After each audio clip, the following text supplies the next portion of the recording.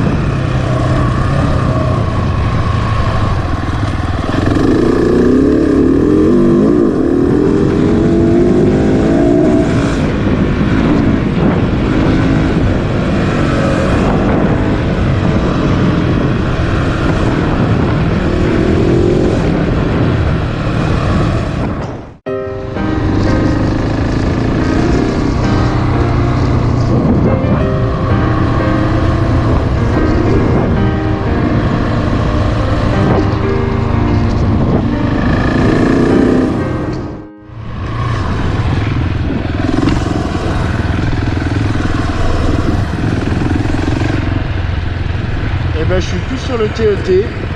Il y avait une rêve partie, toutes les routes sont bouchées. J'ai dû faire un détour par la route. Et il est déjà tard pour trouver un bivouac. Puis j'ai vu un chemin. Et je me suis dit, mais ça doit être sympa ça. Et effectivement, je crois que je vais essayer de trouver un bivouac par là. Ça va être pas trop mal sur le plan.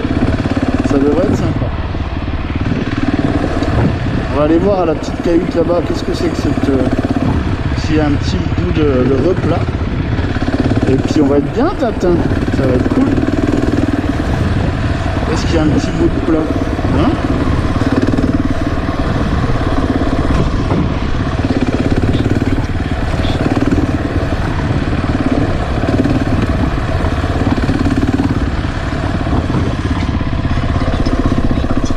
Bah ouais, je crois que ça va bien se passer. On va dormir là.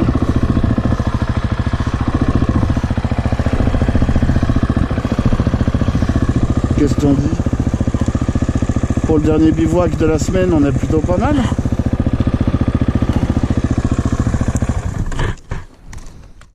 Donc dans la super tente, c'était ma petite maison pendant une semaine. Donc une tente toute simple, toute fine. Voilà. Qui pèse 2 kg.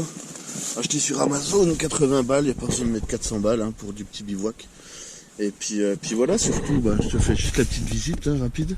D'un côté, les fringues. Et puis de l'autre côté, on voit pas, mais il y a les affaires de moto, le casque, les bottes, tout ça. C'est vachement bien, c'est juste un petit appentis comme ça. Et puis t'es bien, puis t'as quand même... Ah bah voilà, t'as quand même la belle vue quand tu te lèves, c'est plutôt cool. C'est plutôt bien ici. Et puis tu vois une petite chaise, il y en a plein qui te diront que c'est du gadget. Et bien quand tu as roulé 8 heures sur ta bécane, tu es content d'avoir une vraie chaise pour te poser le soir ou déjeuner le matin, c'est quand même bien. Voilà, rien de spécial, un petit réchaud Jetboil, là une copie, tout con. Comme ça il n'y a pas besoin de pare-vent, il n'y a besoin de rien, tu ranges tout à l'intérieur. La cuillère, la bouteille de gaz, tout, tu vois, c'est vraiment bien foutu. Tu viens mettre ta bouteille, tu visses ça par-dessus, et ton Jetboil, et puis voilà, c'est impeccable, ça prend pas de place.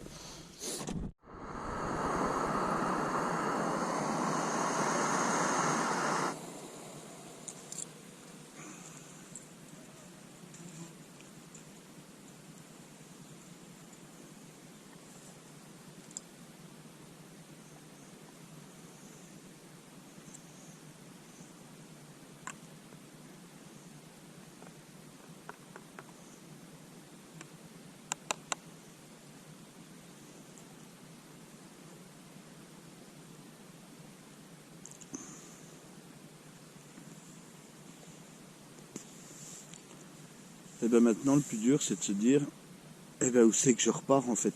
Voilà, c'est ça. Où c'est que je repars et quand. C'est ça que bon. C'est pas la fin du voyage, c'est le début d'un autre. Et puis un autre truc tout bête, c'est bien d'avoir une tente autoportante.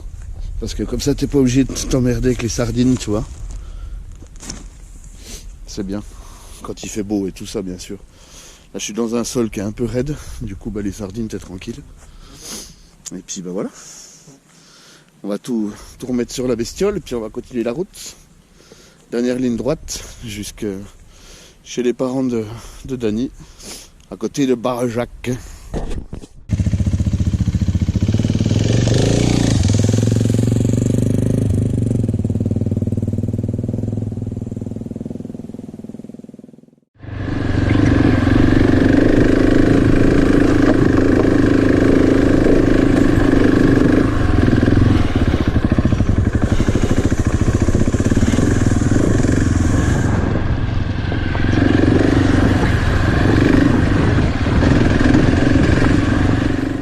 On n'est pas bien en Ardèche, hein, regarde-moi ça. C'est quand même une belle région. Et là, c'est que le début. Puisque pour le dernier jour, on est à la frontière Lozère-Ardèche. Et ça promet, ça va être fort sympathique. Bon, comme d'hab, on se rend pas bien compte à la caméra, je pense, mais c'est de la bonne caillasse. Dès le matin, là, c'est sympa. Ça réchauffe les cuisses. Ça fait un bon petit échauffement pour la dernière journée. Mais c'est chouette, c'est sympa. C'est une terre un peu sableuse, avec pas mal de cailloux, une bonne descente. Et puis bah voilà, on s'amuse. Ça si c'est joli. Ah, mais pas mal là. Ah, le sabot qu'a frotté. Allez, on se remet debout au boulot. Et ça m'a fait une leçon là. En partant de Lyon, je faisais le plein, puis en partant d'ici, je faisais le plein. Bah oui, c'est ça. Bon, bah, je faisais le plein, comme ça, j'étais tranquille. Bah oui. Bon allez, une bonne journée. Oui, merci, de même. Une bonne balade. Bah merci.